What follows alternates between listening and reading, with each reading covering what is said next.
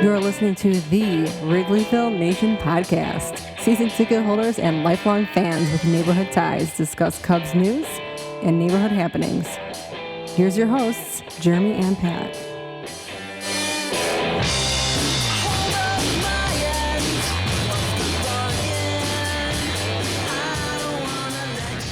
Hello and welcome to the Wrigleyville Nation podcast. This is episode 347 of the podcast. My name is Jeremy Deemer and I'll be your host. I'm joined as always by my co-host. He's my cousin and he's high atop Wrigleyville tonight. How's it going, Pat? Well, Jeremy, looking out my window, facing the loop to the south, it looks like a scene of Ghostbusters right now, but stormy and dark. The skies are strange. The weather's been rough. I was delayed flying back into town, stuck in Canada for a lot longer on a plane than I wanted to be, but got back in time for the Cubs-Cardinals game to be postponed. Got back faster than Fergie Jenkins did, at least. That's right. And the Cubs game that was supposed to happen with the Cardinals as of the time of this recording has also been postponed, but not to a later date. It is being played. It's about to start playing as we start to record this podcast. So when we look at the week that was, we are two games we will not be covering out of the three in the Cardinal series, obviously. So there's still a lot to talk about. And one of the things I'm looking most forward to talking about is our 1984 recap. And to help us unpack all Cubs news, happenings, and especially to preview the week that will be, as it's an important week for the Cubs. And he's looking forward to talking 1984 with us as well. Please welcome back, longtime friend of the show, Matt Trueblood. Matt, thanks for taking time out to talk Cubs with us tonight.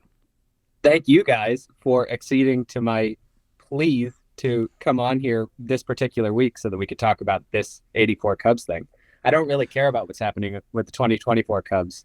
I just want to talk for as long as you guys are ready to about the thing that happened 40 years ago when a lot of people are listening to this. But fine, we'll talk about the current Cubs first. We will talk about that later because I rewatched that whole thing and I'm excited to talk about it as well. So we will unpack that whole situation 40 years ago this week. But do you want me to recap the current Cubs in one sentence? Yes, please.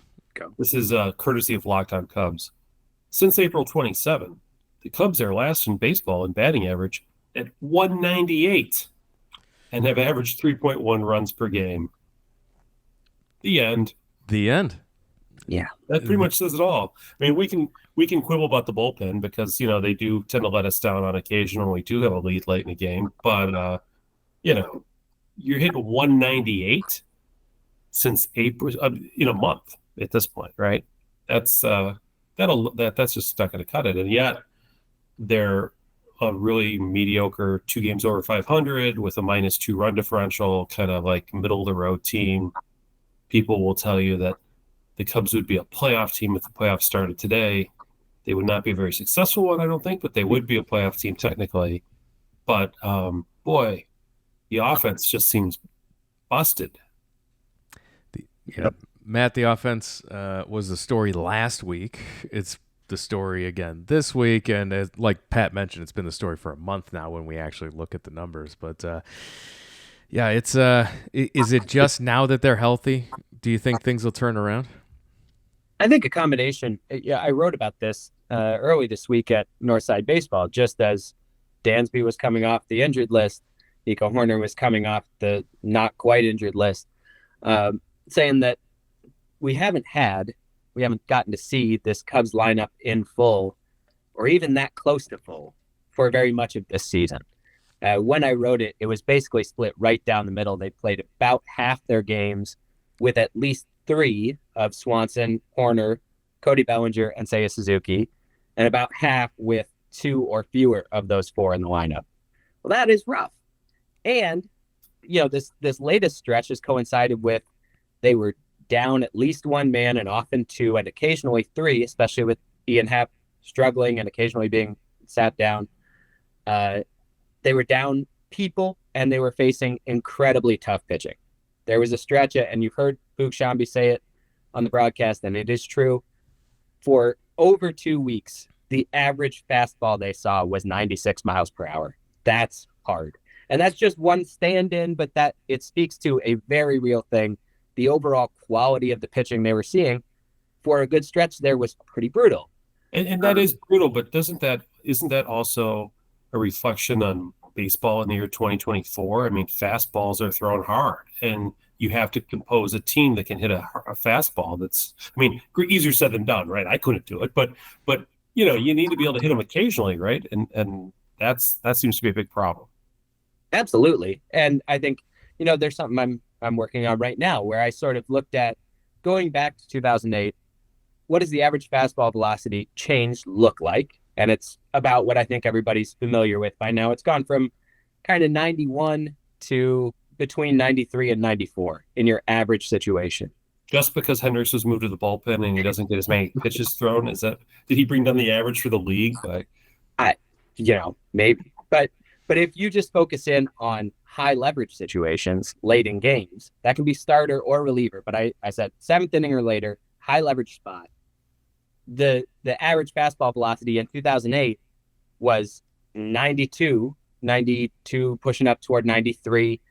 It's now 95. So far this year, the average fastball for the whole league in any high leverage spot is 95 miles per hour. So you have to hit velocity. Like I said, when I talk about the Cubs the last couple of weeks, it's not just velocity. They were also facing guys with some really devastating secondaries, some guys they hadn't seen before, that no one had seen before in the case of Paul Skeens, stuff like that. But yeah, they've got to be able to hit that stuff. And then, this week they got healthy. They got their guys back, and it didn't change much. It was helpless against a Braves team that then turned around and got beat by the Pirates. Right. It's frustrating. Yeah. I think it's legitimate to say this team is finally getting healthy, and we hope it stays that way. And they're about to head into a softer patch of the schedule in terms of the pitching they face and stuff. And we even saw them put together better at bats against the relatively unimposing Cardinals last night. But overall, there are still major reasons for concern, too. It's hard to balance both things and keep it in the right balance. But clearly, there's stuff wrong here. And there are reasons to believe that it's not as bad as it's looked, especially, maybe not even that full month that you referenced from the tweet, but the last couple of weeks have been really, really bad. I don't know if there's any truth to this or if it's just recency bias, but it seems to me that when Cubs players get cold, they get ice cold.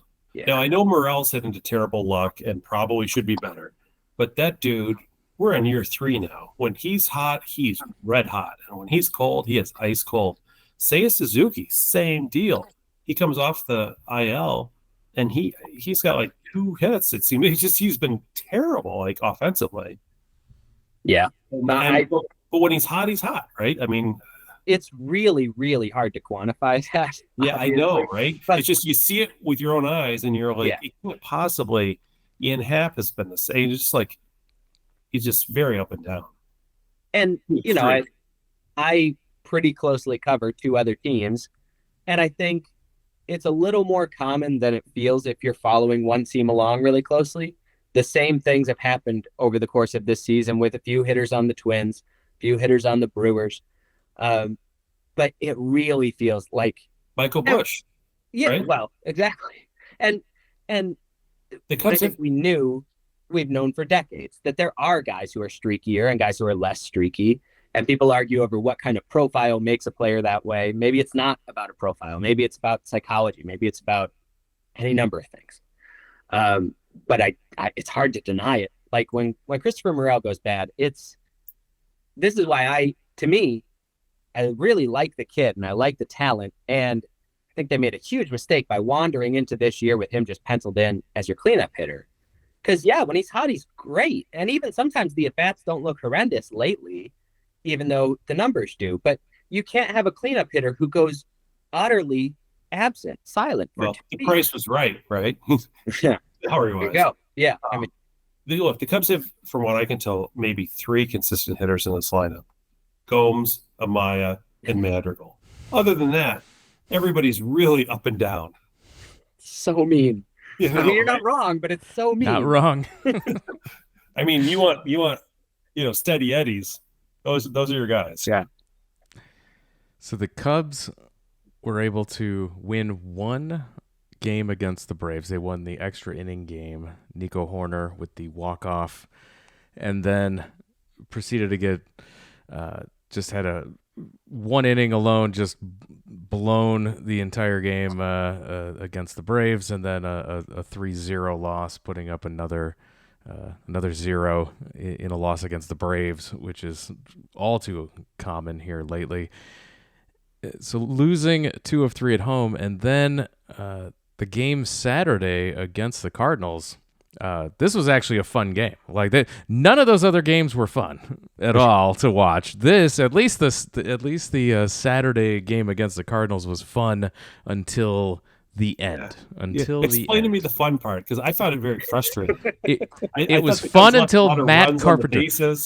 It was until it was very frustrating, but I was watching the Cubs score runs. I was watching Cody Bellinger get hits. Things are happening, so and then I got news for you, Matt Jeremy. Carpenter. I called that game as a loss as soon as Seiya Suzuki. And by the way, the announcers like Joe Buck and Chip Carey were actively rooting against the Cubs. So if you didn't listen on mute, they're like, boy, Seiya Suzuki sucks, and he lines a base hit into right center, and then gets caught theoretically stealing. There was a ball, looked like it was in the dirt and got thrown out, and then was it Bellinger who got a base hit right after that? Yeah, I'm like 3 straight singles, and then there was another single after. At that moment, I'm like, nope, that's it. Sorry. Like, I just knew, right? Like, the Cubs don't score enough runs and they don't get enough hits. You can't get 3 straight singles and not score a run. And that's what they did. In fact, they got a walk after that too, right? So 3 singles and a walk, were they all in a row? Something like that. Yeah. It really just, I won't even say, I think the Cardinals played really good baseball. That's hard to admit sometimes as Cubs fans, but they played a really strong game, and they've been playing well for a week or two now. Just our luck. Which is not encouraging, because, I sort of thought they were dead, and now I think I was wrong about that. But they played well. They earned some of that win. But also, in addition to what you talked about, I mean, you can't give away runners on the bases. You can't give away bases either. And the Cardinals, 2 of their runs scored directly because Miguel Amaya cannot even contest stolen bases. I mean, he's real bad. In his career, 67 runners have taken off for second or third, and 60 of them have been saved. That can't live that way, man. We can't live that way. I got really bad news for you. The Brewers are going to steal 20 bases off in 4 games next week. Well, we saw those guys and Yelich. They're just going to run. The only way is to keep them off the bases altogether. But unfortunately, the Cubs defense isn't good enough to do that right now either. So I'm surprised we haven't seen it more this year of people just running all over this catching tandem back there, Yan Gomes or Amaya. How are people just not running all the time? Only the Brewers seem to be the ones that took advantage. Yeah, that's nervous making. And again, it's one of those things. There are things about this team that you still feel like they haven't been fully healthy in this aspect. They haven't played up to their potential in this aspect. I think this team can be a lot better than it's been. I also think this team can be worse than it's been in a couple of different ways. And one of them is there are some weaknesses they have that other teams haven't even exploited as well as you might think they will yet. But that's a catching tandem that they went into the season intentionally with, right? Nobody got hurt. Kind of excited about, right? Yeah. Nobody left in free agency and spurned them, right? That's what they came in with. And I can't remember a worse catching tandem 30% of the way into the season, both offensively and defensively, in my lifetime. At least not one that's not spurred by injury, right? I mean, We've seen there are years when you start out the year with Michael Barrett starting and you're feeling pretty good about it. And by the end of the year, it's like Coy Hill, Coy Hill's the starter. And now Coy Hill is my neighbor. I like him. But yeah, you're right. I mean, I am reminiscent for like Scott Service or for Henry Blanco or for Barry Foote or Tim Blackwell or George Minderwald. any catchers really at this point. Well, coming into this year, I know the three of us and several people in sort of the Cubs sphere were saying, let's not get overconfident about Yan Gomes. Right. That was a great little blip, but he's very old. Some of Yes. that offensive production was luck. We knew all of that. Yeah. I think we were all more optimistic just that Miguel Amaya could stay afloat back there. I'm still not sure he can't. But what worries me is, so his strikeout rate is really not bad at all at the plate. That's good. And the bat tracking stuff that came out, the StatCast data on bat path and swing speed and stuff, they look good for Amaya. Cool. It hasn't translated into any real production yet because he's swinging at everything. And I don't know how to get him to stop doing that at the same time when you're also trying to, hopefully they're trying this, hopefully they're not just sitting there and saying, yeah, whatever, man. You've got to fix his approach and fix the fact that he can't throw anyone out at the same time. That's like an off season's worth of work. You can't be doing that in late May. So Amaya and Gomes combined have like a 978 on base plus slugging percentage. That would make them like fifth on the Dodgers if they were one person, but they're two people. Come on. It's not good. Yan Gomes is an OPS plus of 29. If 100 is average, what is 29? That's like a pitcher from the 80s who wasn't good. And hitting. An American League pitcher from the 80s who had never hit before in 13 years and came to the National League and was completely overwhelmed. That's what that is. That's how he is hitting. Is the answer in the system right now, Nope. or is this something they have to go and address at the trade deadline? I know more and more. I think with every passing year, teams are more reluctant to trade for catching help in season because they hate having to install all the pitching game plans that they have and sort of get a guy a rapport with the pitching staff and all of that. Which, yeah, I get it. That wouldn't be my plan A either. We are well past plan A now. And Moises Ballesteros, Pablo Aliendo, these guys are not going to be ready to be big league backstops this year, if they ever will be. They need to look hard at a trade. I think they need to keep giving Amaya reps because I do still think there's a chance for Amaya to sort of turn it around. I mean, you have to find out one way or the other. Right. With Gomes, he's what, 400 years old? So, I mean, this is it. This is his last year no matter what. In catcher years, he absolutely is 400 years old. That's So what I it meant. just you kind of want to, I think, keep leaning toward Amaya in the mix. Keep Gomes involved enough to sort of be a mentor and everything and be respectful about it. But you hope that, I mean, my eye is for a week or two now has been on Danny Jansen of the Blue Jays. He'd be a really great fit. Getting close to the end of his team control. The Blue Jays are having a really, really bad, disappointing season, but Jansen can both hit and actually play the position. Probably, you don't want to make him your long-term plan behind the plate. He's not great. He's not overwhelming, but he is a clearly average or better overall catcher. That's who I'd be targeting. It'd be kind of like a juiced-up version of the Alex Avila trade from 2017. So that's where my eyes are at the moment. But at the same time, even that's not going to matter very much if Amaya doesn't come around. You don't want Danny Jansen playing 3 out of every 4 days for you down the stretch.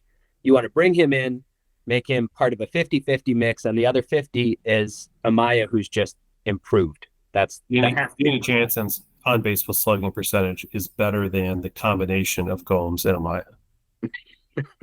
Okay. Well, I don't think it's going to stay that good. I want to be clear. Probably not. He's at Albert Pujols level right now, but still. Yeah. So catching is one spot I think we talked about that we need to see some improvement. Where else can this team improve offensively, or is it just hope that they come out of these cold streaks that we were talking about at the top? Is it just the teams running cold all at the same time and we're not getting hot and cold streaks differentiating? Or is there another position? May I make a suggestion? You think the Cubs should improve on? I think the Cubs should cut ties with Nick Madrigal, or at least send him to AAA, remove him from the major league roster, which is intended for major league players. Ideally, yeah. And I know people won't like this, but the way this season is going, the way they kind of are going, and we keep talking about the great farm system and the rebuild and everything, but I'm getting impatient. I would be inclined to bring Pico Armstrong back to the major leagues, where he had a OPS plus of 87, which is no great shakes, but on this team, I'll tell you, to play a lot of center field, I would have Cody Bellinger then move to first base for his defense.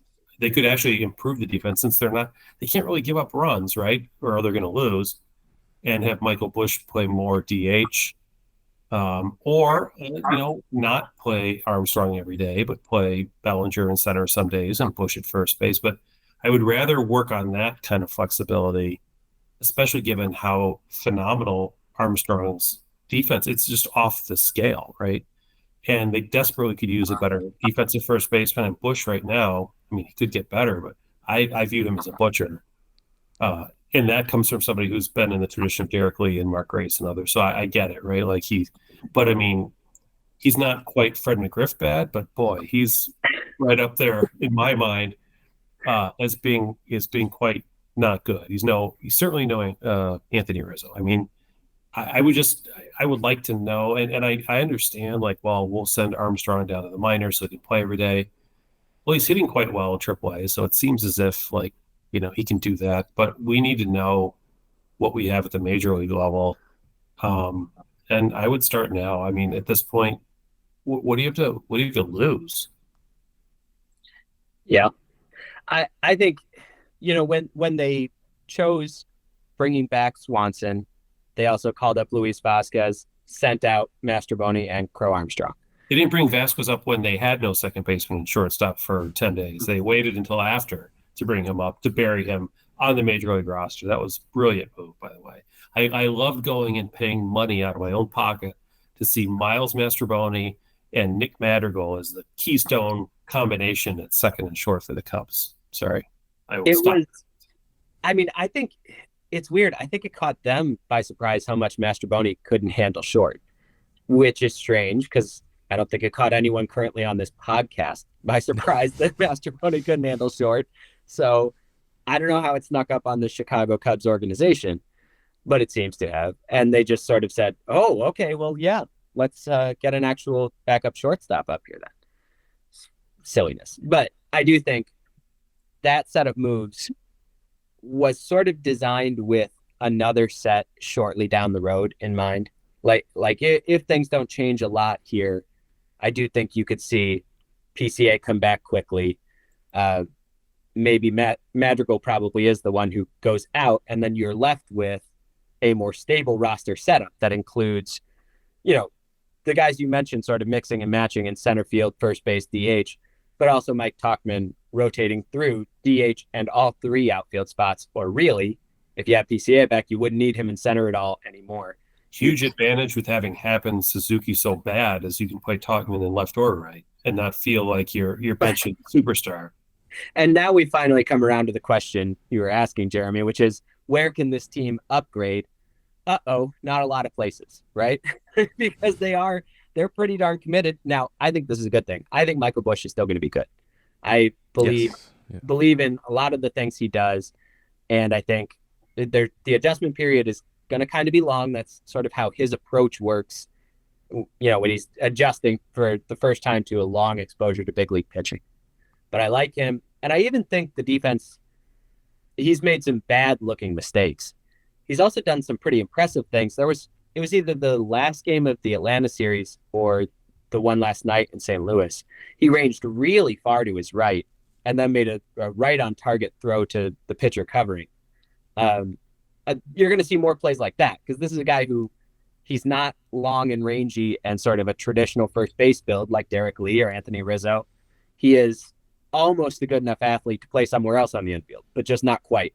So I think he'll make more plays that involve good range, and they'll learn how to use him better that way, and he'll get more comfortable that way. And then he's just got to stop dropping throws to him at first. Learning how to pick a ball out of the dirt and stuff. Yeah. For the benefit of our audience, could you explain why Michael Busch deserves more of a chance at first base, but Matt Mervis didn't? Like, what's your analysis on why Mervis was never going to be the guy, and you still have hope that Busch will now? Apart from the fact that Busch is actually hitting better, and has shown in flashes the ability to hit, but in fairness, he's got more at bats than I think Mervis did over the last 2 years. So what's the difference as you see it? Like, was Mervis just that much overwhelmed, or? Yeah, I think so. When the two both had really gaudy numbers at AAA and like superficially similar gaudy numbers at AAA. When you break it down a little bit, and this is what teams are doing when they're actually evaluating players, including and especially the Cubs, they're not looking at how did they each produce, or even what was their batted ball data on all pitches at the AAA level. How do we compare these two? They're about the same age too, by the way, which I think is an interesting comparison. Yeah, they are. Busch had a much longer professional track record, or more robust one, but it was the very different shapes. But what they're comparing is how do they each hit against big league caliber stuff? When they're seeing a guy who throws 95 and then has a pretty good breaker off of it, how are they reacting to that? And they can break down those numbers in a way that publicly most people can't. So there is a real separation between the two on that score. Busch just, and we've seen it, Mervis has come up here and Michael Busch hasn't looked awesome at times. There's been these long fallow periods, a lot of whiffs, a lot of strikeouts. But when he runs into the ball, it's with authority. Mervis never even got to that point. In his 2 stretches now in the big leagues, he strikes out a ton. And when he does actually put the bat on the ball, it doesn't go the way you are hoping it's gonna. Busch at least has that ability to split a gap. The bat path is a little bit cleaner, a little quicker, especially inside. So I think those are the main things. But if Mervis were Busch, the Cubs would not have acquired Busch. Right. If they believed that the two were equivalent players, no way would they have gone and gotten Michael Busch. And the fact that right after they acquired him, they started talking about him as a first baseman tells you it's not that they thought, okay, he's a better athlete, maybe we can use him somewhere else on the diamond. No, they clearly, and not by a little bit, view Michael Busch as a better hitter than Matt Mervis. And I agree with him. That doesn't mean I think Busch is an all-star, but he's the one I would bet on between the two pretty heavily. But sorry, we still haven't really answered your question, Jeremy, which is they're committed to Busch, right? They're committed to Horner and Swanson and Happ and Suzuki financially. They're just locked into those guys. There's really not much you can do. Some of them have no trade clauses, and the ones that don't, they're not going to move on from yet. They're just not.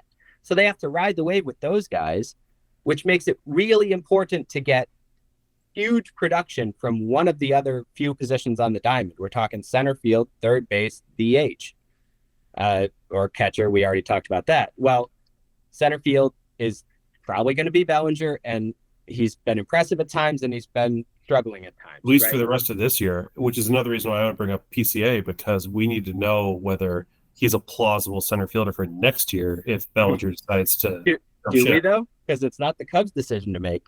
Cody Bellinger, if he doesn't have a better season from here on, than he's had to this point, is taking his $30 million to come back next year. Yeah, fair enough. Yeah, lucky us.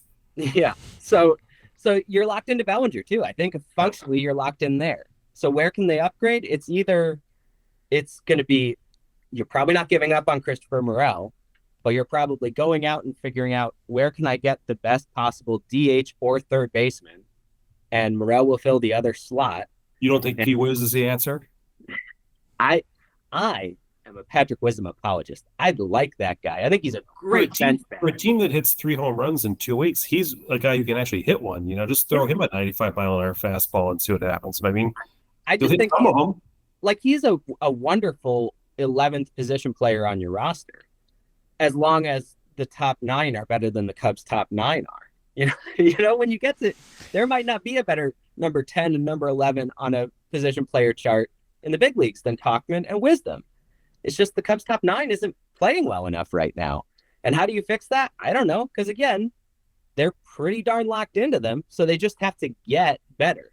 And the answer to how they get better is different in each one of those cases and pretty complicated in each of those cases. So there's a theory out there that the Cubs did not seek a third baseman, Matt Chapman or whoever else, because they're very confident that Matt Shaw will develop, at least not this year, then by next year, into that third baseman.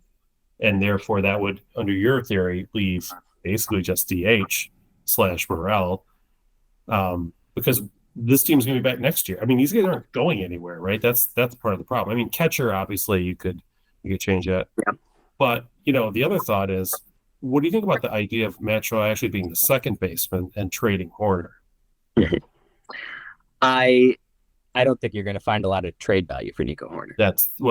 I don't think there's another organization in baseball that values the things Nico Horner does as highly as the Chicago Cubs do. My fear is that they have to open up a spot to get somebody good.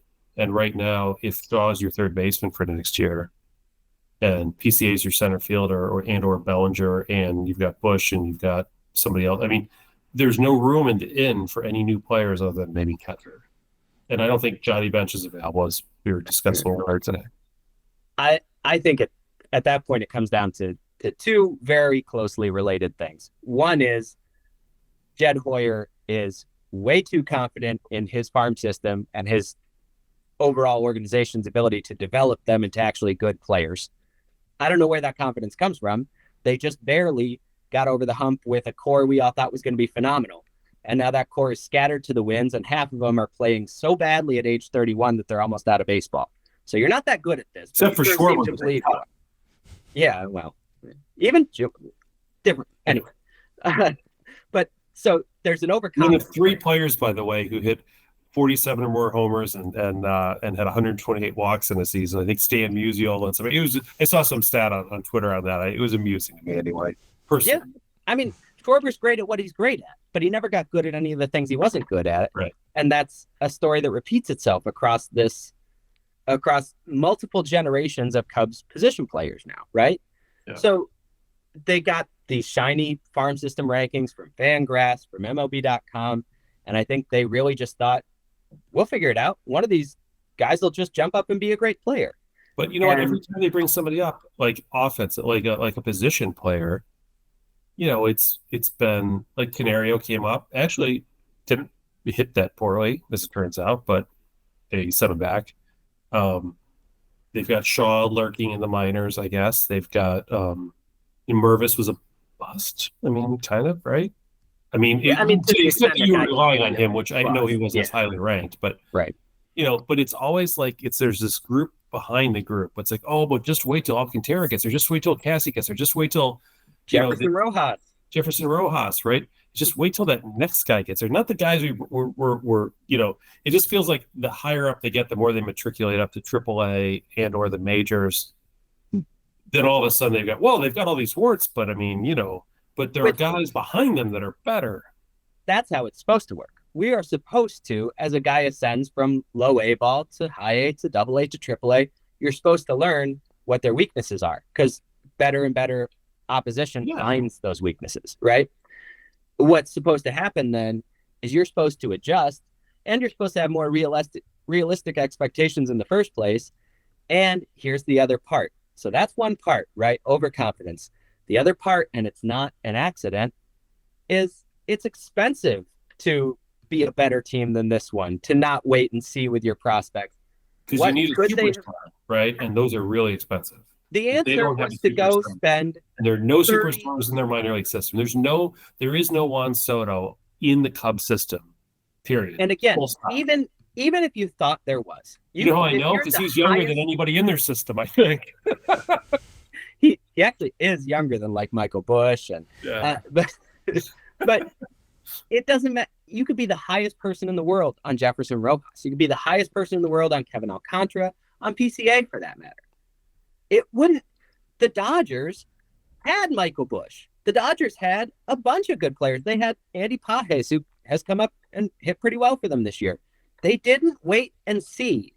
They went and got, Mookie Betts, then Freddie Freeman, then Trey Turner, then Shohei Ohtani. And By the way, not just Shohei Ohtani this winter, they also picked up Teoscar Hernandez. Who's and been that's great. just the The hitters. Cubs could have They had. also signed 2 elite starting pitchers. The problem is the Cubs have no roster spots for any of those guys. $50 million more.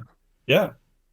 No, look, Hernandez, I always liked him. He had a down year last year, but the Cubs, again, were probably looking at him and saying, well, we don't have a spot. Oh, yeah. Well, they're because like, the Cubs have locked in just slightly above mediocre players at so many spots that why would we go spend on a guy who might hit 30 homers but swings and misses a lot and is just a right corner outfielder? We have Alexander Canario. These two things are not the same. The Cubs really believe those two things are the same, or at least they're not willing to spend $23 million for the difference they perceive between them, but they should be. They absolutely should be willing to spend.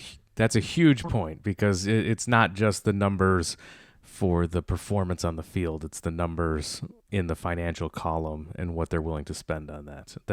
What is the difference, and is that valuable enough to spend the money on? And the answer's been no. We'll stick with the mid.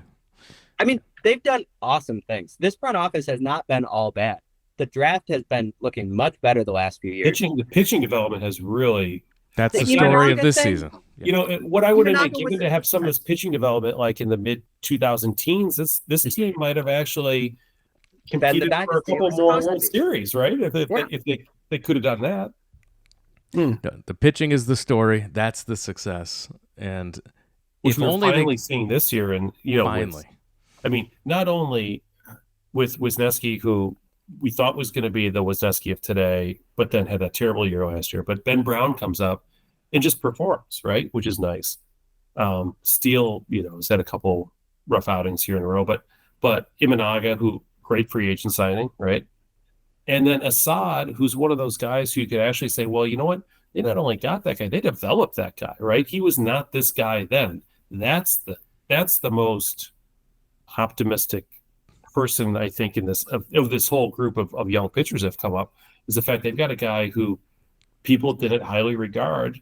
We didn't. Last year he had these good numbers, like peripherals, whatever, and he keeps chugging along, and so that's impressive, right? So being able to do that, and hopefully Jordan Wicks is alive, and hopefully Cade Horton can come up, and now you're cooking with gas from pitching, and you can save a lot of money by having your homegrown pitchers, if you can do it, right? Especially look at the Braves, right? They could go out and get a Greg Maddux because they had Glavine and Smoltz and all these guys who are, under contract or whatever, and were homegrown guys. That frees up money to go get position players who are actually probably more dependable than pitchers in free agency, right? And that is a ticket for success if you're willing to do that second part, which is to then spend the money on position players. And it's not that they don't spend money, it's just that they dole it out. So there's this issue, like, do you go, like, it's almost like a fantasy baseball question, right? Do you go stars and scrubs, or do you just go like mediocre players all the way through? And they've chosen the latter, and it feels like it's not working for them. I think they have in the National League right now the 5th highest payroll, which sounds good, but then when you think about the fact there are only like 15 teams, that means like you're not good enough to make like not just the National League championship series, but maybe not even the division series anymore. Like it's like, like 5 out of 15 isn't as great sounding as 5th, just out of the National League, right? Anyway, I digress. Yeah. Well, looking ahead to the week that will be, the Cubs, when it comes to the division series and making the playoffs and everything, this is a huge series for the Cubs at the Brewers for 4 games. They only get 7 more shots at the Brewers. So each one of these games counts.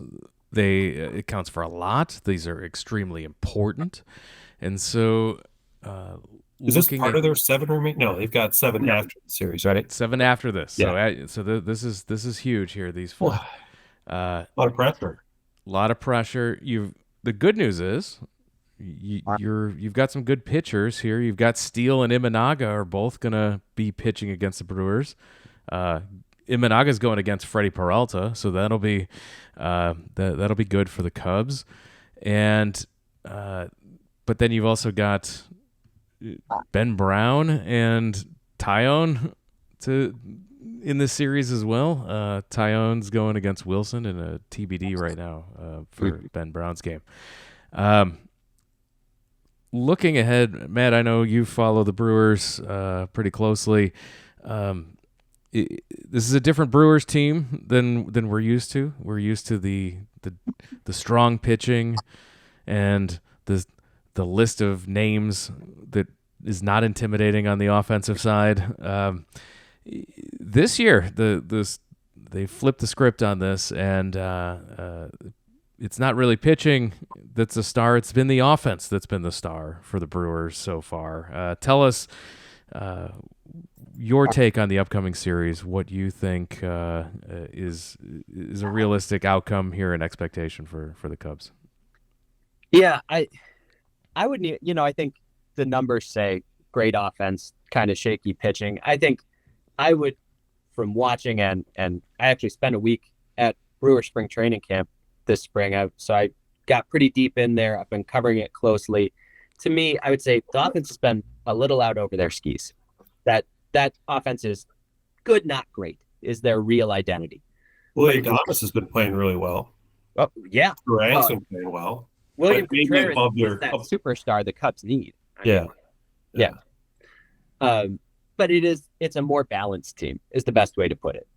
The starting rotation is a shadow of what it was, but this bullpen, I don't want to scare people and make people just feel really miserable. Even without their closer, who was one of the best closers in baseball last year, who replaced one of the best closers in baseball over the previous half decade. That bullpen? Without that guy, and without the guy that he replaced, they might be better than ever. It really is. It is bonkers how crazy. Many That's crazy. Good arms. I mean, former Cubs farmhand Brian Hudson still only throws like 92, but you guys remember he's like 6'8". He gets like 8 feet down the mound before he releases the ball. So 92 looks like 96, literally. And he's got 2 more pitches on top of that. And he's just flummoxing people. They have 3 different solid lefties out there. They have 3 reliable righties, including another former Cub briefly, Trevor McGill, who's throwing 100 with a very, like Ben Brown's curveball, but with more depth, and his fastball goes 100 instead of 96. If you tell me Dylan Maples is on the Brewers, he's throwing 120, I think I'm just going to just log off now. Time to check it. Yeah. No, it really is. It's insane what they've been able to do again with a really scrappy bullpen. It's a wonderful pen. It's a good defensive team that I would say is underperforming, kind of like the Cubs have this year in terms of actually turning some of the outs in that you expect, but really good athletes and some great playmakers in the field. And then when it comes to the lineup, it's just, you've got to be able to not let things snowball. We talked about the running game, and that's a huge part of this because they'll put pressure on you with that running game. But if you can keep Bryce Terang off the bases, if you can keep the guys at the bottom of the order who don't really have much power, and it's the only way they can contribute, like Sal Frelick, Blake Perkins, maybe keep them off the bases, you can do okay with this offense. You can keep them to 4 runs, and then it's just a matter of scoring 5. But you better get to that starter early. What the Brewers have excelled at is getting the starter out so soon that you can't quite land the punch, and then the bullpen comes in and you've got no chance to land a punch because you're in defense mode. That's what they did under Craig Counsell for years, and the real bummer is it looks like that might have just been something the organization's really good at. I saw just the other day they used an opener again, and then Colin Ray came in after that. I'm like, not this again. Oh yeah, because again, the Red Sox had 3 good lefty hitters near the top of their order, and the Brewers have 3 lefties in their pen, so they could just put one out front without worrying that they weren't going to have a lefty to turn to late in the game. It's a luxury hardly anyone else in the league has, but they do. They find so many ways to win games. It's going to be a really tough series. I want to say it's going to be a really good series, and I want to say the Cubs still have a good chance of winning it, but they have to get their stuff together in a hurry. The way they played the last week, they do not have a chance of winning it. They have a chance of being KO'd early in the division race, so they've got to clean things up. Yeah, you hate to be too fatalistic about it, but when that series ends, we're gonna look at the calendar and say, "Wow, I know it's only the beginning of June coming up. It's still May, end of May, but when that series ends, it'll be the beginning of June, and yet we'll be a third of the way through the schedule." And the way baseball works these days, you kind of have to make decisions on how you're gonna buy, sell, what you're gonna do, within Plus, 6 weeks. I mean, it's a small thing, and it's not like having a tiebreaker game worked out great for the Cubs the last time this happened. But there are no more tiebreaker games. So you have to win season series with the teams you think you might end up in a tie with. Right. That Jeremy, you said this is a huge series. It is for just that reason too. They won the first series at Wrigley, so that's really important. And you gotta now win this next one, because if you finish in that tie, one of you gets to go on and one of you doesn't, and it's not going to be determined on the field. It's going to be determined by who won more of these games. Well, I remember last year, with this multiple playoff team thing, we were talking about, who the Cubs had tiebreakers with, and obviously with the Diamondbacks, they did not. I think they had the tiebreaker over the Brewers, so didn't they? Yes. But so that was a big deal back before the Brewers ran away with it, when we thought, right. Until the last 10 days of the season, it was this could mean something. Yeah. Yeah. And then after 4 in Milwaukee, the Cubs will close out the week with 3 at home against Cincinnati, and then an off day for Monday, June 3rd. So of the upcoming 7 games. 7-day games in 7 days after this fiasco Sunday night game. Right. Correct. So you have a late night Sunday night game followed by a 3:10 Central Time start at Milwaukee. So turning around and having a mid-afternoon game here, not ideal for the Cubs situation. Let's start with you, Pat, on predictions over the 7 games. 4 at Milwaukee, 3 at home against Cincinnati. I am an optimist, and I think the Cubs they've got 2 things going for them. One, they've got a lot of their better pitchers, right? So they've got Imanaga, they've got Assad, and they also have Steele twice. And I feel like if Steele gets bombed 2 more times, then we really have some problems, right? Because his first 3 starts back have not been good. But I think he's going to rebound and do better, right? So I think that the pitching will be fine. I also believe in this weird thing in baseball where no matter how bad things get or how good things get, things tend to even out. It's baseball, man. Everybody wins 60 games, right? And everybody loses 60 pretty much. So I think that the Cubs offense will pick it up, and whether it's Ian Happ or Suzuki, somebody's bound to get hot. Morel, they're all, the beauty of it is when your entire team is cold, then they're all due to get hot. So, for all we know, we'll get 2 or 3 guys who get hot all at once, and then it'll be great. But they do have some other disadvantages from talent position and other things. And I think as a result, I'm going to say 3 and 4 for the Cubs this week. I like it. My optimistic prediction. No, Yeah. I myself am leaning towards a 3 and 4 week. I think they lose 3 out of 4 against Milwaukee. I think this is going to be rough. And they win the Imanaga game because you can't not. He's so great. Hilarious. We talk about good pitching, by the way. The Cubs do have to face Freddie Peralta, and they do have to face Hunter Green, and they do have to face Lodolo. I mean, it's not like, for whatever reason, no. there are good pitchers on all these teams apparently. Go figure. Mentioning Imanaga, I did want to shout out that it's underappreciated how hilarious that guy is too. Yes. Like the interview with Pat McAfee this week, like tremendous stuff. Like every time he does an interview, it's hilarious. So the thumbs up to also not only a dominant pitcher but a great personality. Thumbs up. This is great. He is a revelation. In fact, at this point, he may be saving like Hoyer's job. I mean, right. If that turned out poorly. I mean, he's been so good. I mean, he and Assad are like basically both Hall of Famers, but he's a first ballot Hall of Famer. You know, I mean, there's a difference. That's right. And I do think optimistically that the Cubs win 2 out of 3 against that bad Cincinnati team. Cincinnati is aggressively not good, and so I think that they do win 2 out of 3 at home for the 3-4 week. Matt, how about you? I feel like we're developing a pattern here where I come on here and I hear you guys make predictions. And even though I spent half the time talking about how I think the Cubs needed to do this better, or they really, need to shore this thing up, I still go, I think they're better than that. And then I make a prediction that's slightly more optimistic than you guys. And then they do worse than even you guys predicted. I don't know. It's just how it feels like things have been going. And so in that spirit, I'm going to say they go 4-3. Yeah, I think they could split the series in Milwaukee. Actually, 4-3. Yeah. Now I think Ellie De La Cruz might steal like 10 bases this weekend alone. Every time he gets on, he'll steal a base. The only Every question time. is how many times will he get on? There could be a track meet. Unless they give him a home run, which is another strategy we haven't really discussed, which is keeping him off the bases the old-fashioned way. Tell Shota to just stop striking everybody out and groove one now and then, don't you? But I'm going to say they pull out a 4-3. I think they really need a 4-3.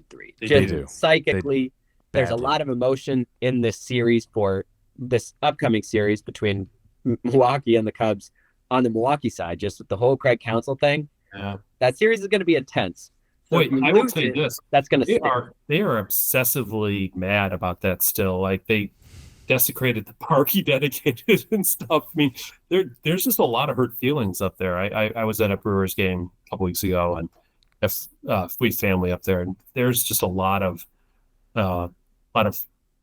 feel of betrayal. Let's put it that way. That he decided to go to the big leagues. He still lives right. I know, right blocks here, away there. from our cousins. Yeah, I know. If and when they get into town tonight, they should all just have a slumber party at Craig's. They should.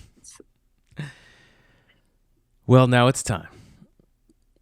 The thing that I've been waiting for, I know Matt's been waiting for. Pat, take us, as we do every week, in the 40th anniversary of the 1984 Cub playoff team. We parachute in to this week in 1984, and we take a look at what was going on. We juxtapose it with what we're seeing today, and we celebrate what was happening in 1984.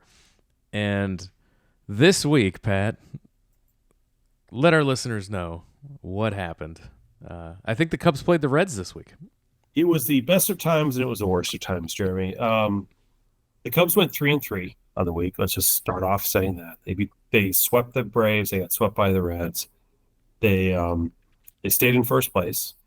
But yesterday was the anniversary of one of the darkest days in Cubs history, which was the day the music died when the Cubs traded Bill Buckner, who was one of the greatest players to ever don a Cubs uniform. Your favorite, Pat? My all-time favorite. There's a picture of him right here behind me. And I remember listening to the AM radio a couple years before when he clinched the batting title over Keith Hernandez and Gary Templeton. It was a big deal. And he won the doubles crown with the Cubs. I don't know if you're familiar with that. That was a stat back then. And was just an all-around. He played 7 years with the Cubs. Came over in a trade with Ivan DeJesus in exchange for Rick Monday, who was my previous favorite Cub. So that was a big deal. But he was revered. He wept in his press conference when they announced his trade. It was really sad. And someday we'll have a whole podcast just on Bill Buckner because I've got a lot to say about that. But unfortunately, when the Cubs acquired Gary Matthews and Bob Dernier in that trade we've been talking about, Matthews was penciled into left field. It was really the only position he could play. They had no DH back then, which meant that Leon Durham needed a position. And he was kind of a natural first baseman anyway. So that hastened his move to first base, which left Buckner really without a position. So Dallas Green traded him to the Red Sox, where he then took the Red Sox, by the way, to a World Series. First time they'd been in quite a few years. And then what happened? Where he wore his Cubs batting glove under his glove during Game 6 of the World Series. Little known fact. Meanwhile, the Cubs acquired a guy named Dennis Eckersley, who had started off with Cleveland had been traded to Boston, where he won 20 games one year and had been a fairly reliable, good starter, although had a rough season the year before. So the Cubs were getting a starting, and we talked earlier about how they had basically a 4-man rotation because they didn't really have anybody else, and then they had moved Russell into the rotation. But it was, they still had Chuck Rainey and Dick Ruthven. It was a hodgepodge. It was basically still Steve Trout, Scott Sanderson, and 3 question marks. So Eckersley was brought in to be that number 3 starter, which he was, and pitched fairly well for them that year. Next, so the trade is made, and as back in those days often happened, what happens next? Well, Dennis Eckersley gets to pitch for the Cubs the next day. So flash forward to Sunday, May 27th. Couple notes I'll tell you. So I just too, Matt, rewatched the Cubs the first hour and a half of that game, which took you through 2 innings. Yep. And it was early in the tenure of Harry Carey and Steve Stone as a tandem, which is also kind of fun to watch. Steve Stone was still in his instructional mode for the kids, as opposed to his current shell of himself where he just shills for ownership. And Harry was Harry. So a couple fun facts I'll point out. First, Eckersley's first game. Mario Soto, the ace of the Cincinnati Reds, the opposing pitcher. The game was delayed by 15 minutes. You know why? It wasn't rain. It was because there was a bigger than expected crowd, and they wanted everybody to get into the game. Like before television ruled the day, they're like, "Oh, we'll just start the game 15 minutes later." Over 38,000 fans, biggest skate of the year. And remember, back then that was a sellout. Like that was, a big deal. So we've got this pitching matchup. Eckersley in his first start as a Cub, having just been traded for one of the great Cubs of all time, versus Mario Soto. So we moved to the second inning, the bottom of the second. And Chuck Percy, who was a U.S. Senator from the state of Illinois, pops into the booth to talk to Harry. Great timing. Percy was running for re-election against, as the incumbent, against a challenger by the name of Paul Simon. Remember Paul Simon with the bow ties? So Percy was making the rounds, and it's still the end of May and the election's in November, but he's doing what you do as a politician, right? So he's talking to Harry, and that's when Leon Durham gets a base hit. Great. Then Mel Hall comes up. He had some infamy later, but he at the time drilled a base hit between first and second, and Durham chugged over to third, sore groin and all. He always had groin and hamstring issues his whole career, it seemed like, but comes at first and third and nobody out. Bronze, the Penguin, comes to the plate, and he launches down the left field line his 8th home run of the year, which would put him one behind Chris Morel on the current team. And it's a 3-run home run, runs around the bases, trots over bases, and the Reds players and manager are upset for reasons unclear. There was at the time a guy named Steve Ripley, who was a rookie umpire umpiring third base. And as you know, when a ball is hit down the line and a fair or foul decision has to be made, the third base ump on the left field line and the first base ump on the right field line are basically the decision maker. So he runs down the line, calls it a home run, everybody comes around. Well, when the Reds players and manager come onto the field in this really sort of sad display of crybaby-ish, the umpiring team rallies together. And home plate ump, Paul Runge, unilaterally, in a kind of unprecedented fashion, he had his mask on, by the way, during the entire play. He didn't even see the play. He figures, well, maybe it wasn't a home run. So he calls it a foul ball. Very rare back in those days to overturn a home run call because they didn't have instant replay, right? The call's the call. The guy who's in charge of making the call made the call. And so this led to the Cubs coming out on the field very righteously and fairly, complaining about what was going on. Meanwhile, Mario Soto, who had already kind of bumped into the umpire once before, and the Reds players are just kind of standing around. As you can imagine, full house on a Sunday, plastic cups fly out of the bleachers. I mean, the outfield is covered in plastic cups. It was unbelievable. And, I thought that Don Zimmer was going to have a heart attack. Like, he, at one point, At one point, he is bent over at his knees, hyperventilating, and they're like, they have their hand on his back to help him breathe. And I was like, oh my God, I think that guy's having a heart attack because he was so worked up and so upset. Not at one point, at 2 or 3 points. Don Zimmer came out and argued that call so vehemently that multiple times he had to bend over, put both hands on his knees, and huff it out for a little bit, and then resume arguing. Now, Don Zimmer's role, he was not the manager at the time. Jim Fry was a manager. Jim he was Fry. the third base coach, right? So he's the guy who's who feels responsible for what's going on at third base. Jim Fry comes out, he goes ballistic. Larry Bowa's upset.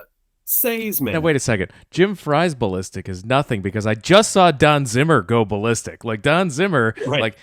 he's the guy who's giving it 110% on this argument. Jim Fry is just not everybody went ballistic within their means, right? Like, it's the best they could. Like Fry went as ballistic as Fry can get. Yes. But Fry has his blood pressure is generally low. I think like he probably has to take medicine to keep it up so he doesn't die of of not moving. But Don Zimmer, he's a feisty guy, right? And he was feisty. For the folks, so if you're listening to this and you haven't seen the video of this, it's on YouTube. You must watch it. You have to watch it. You Cubs Reds, May 27, 1984. We're doing our best for you, and we're going to continue to. There's a lot to unpack here, but you have to see the video. But just for those who aren't seeing it right now and are listening to this, you've never seen an argument like this. You've never seen an argument a little bit like this. It was not, how, do you guys know how baseball arguments work where a manager comes out and argues with an umpire? This was not that. This was a panel discussion.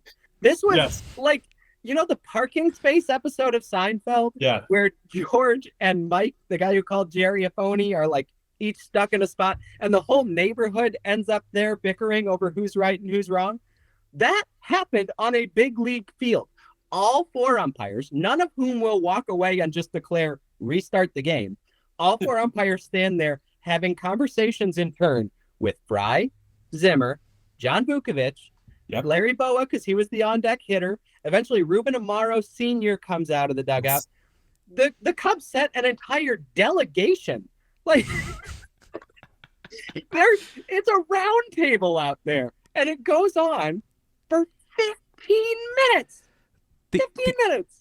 The umpires allow it to continue. Like they do no, like Pat said, nobody walks away and says restart the game, or they toss people out and we're moving on. They stand there. Tell me more. What else do you think about this? The crew chief was Bob Engel, who is now he's like long gone, but at the time he had already been an umpire for a while, and he'd be around for quite a while longer. And he just had one of those great umpire faces. But what he did not have was a sense of how to just end something. He just stood there with his arms folded, and he listened to everyone's argument, and it just kept going. And we've lost Pat for the moment, but Jeremy, you watched it too, so you have this clear memory of it. The conversation that we got between Harry and Steve during that time was nuts. It was hilarious. First the debate over whether it was a home run or not was outstanding. Because Steve's like, no, that's super a foul ball. Like, it's not a home run at all. And Harry's trying to make the case maybe it hit the pole. Maybe. Well, because we had, now we'd have 6 camera angles on this, and it would be very clear because it'd be in high definition. This is 1984, and it's one person taking a tracking shot from behind the plate over down the line, and they didn't do a great job. So we get to the shot, and it's like at the decisive moment, the left field foul pole is at like the left edge of the camera shot, and we're all looking to try to pick out the ball on this grainy screen, but the ball is out of frame because it was foul by a bunch. Well, there were several possible explanations. There was an explanation from Harry that perhaps the ball had hit the foul pole and gone foul. And not to make another Seinfeld reference, but that, my friends, is one magic loogie. I mean, it just really would have had to do such a physics-defying dance. But we were talking. By the way, this was not a 5-minute delay. Imagine the longest instant replay delay in football or baseball history that you've ever seen for any game, right? Like the most like, oh, what are they going to do? What are they going to do? This was 32 minutes. 32 minutes. Unreal. Because, well, okay, so we haven't even gotten to the other part, right? Is that so they make the wrong call, the Reds argue. They make the right call, the Cubs argue. And again, these massive multi-person arguments that I can't explain how that happened. It never happens in baseball, but it did this time. Just everyone felt they had a valid opinion. So now they're trying. The umpires have some conversation. No one can ever figure out what they were talking about after. You're not mic'd up. Right. They finally settled down the Cubs and they sort of retreat to a neutral area.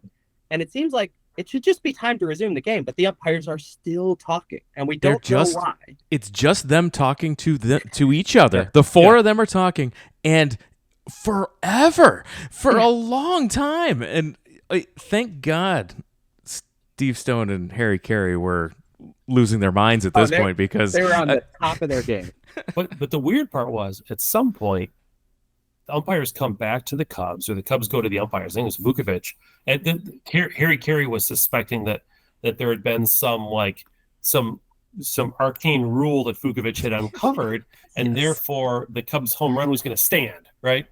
No, it looked like John Vukovich had watched every great courtroom drama in Hollywood history and just put it to use right there. He just looked so much like a lawyer coming forward, and he's laying out this and they're like, argument. Oh my God, he might be right. And they huddle again, right? Because they don't know. But then they come back and they reject whatever plea he makes. And then Fry goes nuts. He has to be physically restrained by Mel Hall. He throws his jacket to the ground, has to be restrained. Boa has to be physically restrained. But my favorite part, Jim Fry, I'm sure everyone is picturing the manager, how they'll take their hat or sometimes their jacket and they'll spike it. No, Jim Fry, I think, trying to top Don Zimmer and knowing he couldn't do it, he takes off his jacket and he throws it in the air. He throws it up. It was like, I need the people in the upper deck to see that I am demonstrating. And the Reds leave the field. Yeah. Right? When this is going on, pulling them off they're all in the dugout. They're not on the field at all. Eddie Milner's the only one out there, my arch enemy from the Chuck Rainey no-hitter the year before. So now, from this little pocket of unexplained drama, I have a couple of theories I want to advance. Okay. One is that in the course of this very strange multilateral talks that happen along the third base line, the Cubs decide at some point, we're not going to get it turned back to a home run. Let's try to get, like in appellate court terms, it'd be like post-conviction relief. Let's try and get a little solace from the umpires by going back and saying, you got to eject Mario Soto. He lost his crap. He bumped the umpire. Right. You got to run it. I really kind of think that's what Vukovich went over to talk to them about. That's a rule. You have to do it. It's non-discretionary. So then they retreat and they start talking about that. And my other theory is that while they're talking about that, and I'm still not sure they've even decided whether or not to do it, I think Soto just got so sick of this. Again, we were up to almost 20 minutes just on this part. We're almost to 20 minutes in the delay, folks. The Reds are warming up another pitcher. They're warming up another pitcher. Soto is so impatient that we get this magic frame, this magic piece of video where Don Zimmer is standing there. It catches him in profile. He is standing, and then he's gone like a bullet. And the reason he's gone is because Mario Soto shoots out of the dugout and races to kill someone. We don't quite know who. And Don Zimmer tackles him. Yeah. It's like watching history in reverse. Like Don Zimmer has had 2 heart attacks in the last 20 minutes, and now he's tackling a pretty big guy in Mario Soto. Like, or he would have, except Brad Golden, the Reds catcher, who was only trying to hold Soto back. Right.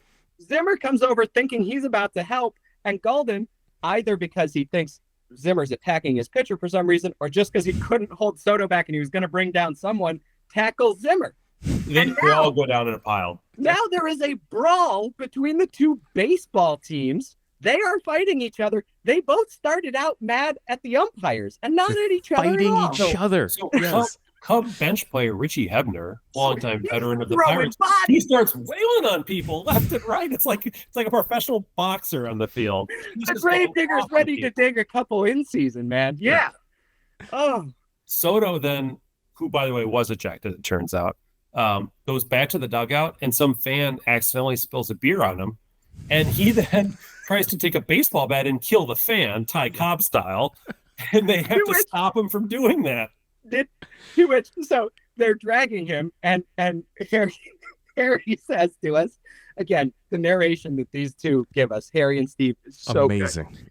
Harry says, and now Soto wants to take a bat and go into the stands. Let him. And I'm pretty sure, I'm not 100% sure, I'm pretty sure he meant let him go start something with the mob. He's going to lose for sure. Yes, 100%. 100%. That's exactly it. So sadly, I watched this live, by the way, as a child. In my memory, and it's funny how your memory like creates things. I remember Say comes back on the field. They resume the game after 32 minutes. And I thought it was a fly. It turns out it was a line out to shortstop. Yeah. Hit it hard. Out number one. In my childhood memory, I could have sworn that Say then went ballistic and argued after he'd made the out and got kicked out of the game. But in fact, he didn't. He just went back to the dugout. He was old, and he didn't care. He went like 1 for 4 or whatever. He stayed the whole game. So he makes it out, and then the Cubs get no runs in the inning. So you can imagine how ticked off they are. First and third, nobody out, and then this all happens. Anyway, Eckersley goes on to pitch a complete 9-inning game, American League style, and loses 4-3.